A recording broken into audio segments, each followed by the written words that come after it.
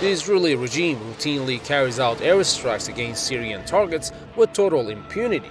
That's no secret, and the regime does not seem to be trying to hide the fact that it is behind the attacks. On Thursday, as part of an annual briefing, the Israeli military revealed that it attacked around 50 targets in Syria over the course of 2020. The latest of such airstrikes hit a military position in Damascus countryside near the Zabadani Valley this week. Such air raids have been ongoing for years. The regime has attacked many air defense positions and ammunition depots of the army and those of its allied fighters. At the height of the war in Syria over the past years, Israel was one of the main backers of the militants fighting government forces. It funded the notorious Fatah al-Sham Front, formerly known as Nusra Front terrorist group, and treated its wounded members. The Israeli regime would escalate its air raids against Syrian army positions whenever its favorite militants came close to a defeat. What does Israel want in Syria now that the war is almost over with government forces in control of most part of the Syrian territory? Tel Aviv claims it is trying to curb Iranian influence in Syria and that Iran-linked military targets are usually struck there, something Tehran and Damascus have denied. Iran insists that it only has an advisory role on the ground in Syria. Some observers believe the regime seeks to weaken the military capabilities of the Syrian army and its allied forces as much as it can. But how come the regime is never punished for violating Syria's sovereignty?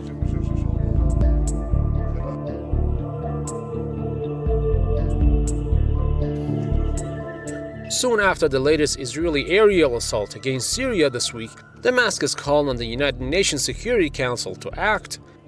In a letter sent to UN Secretary General Antonio Guterres and the Security Council, the Syrian Foreign Ministry demanded firm and immediate action against the Israeli violations.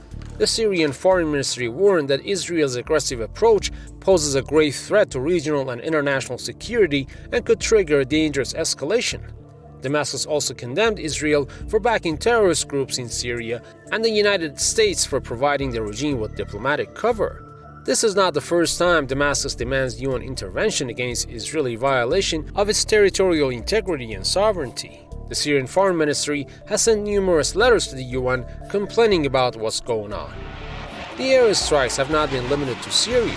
Israeli jets have also conducted air raids in other regional countries like Iraq and Yemen against the positions of fighters who fight extremist militants.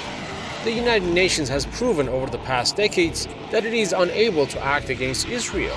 That's undoubtedly because of the strong Western support for Israel at the Security Council that has made it impossible to take meaningful measures against the regime.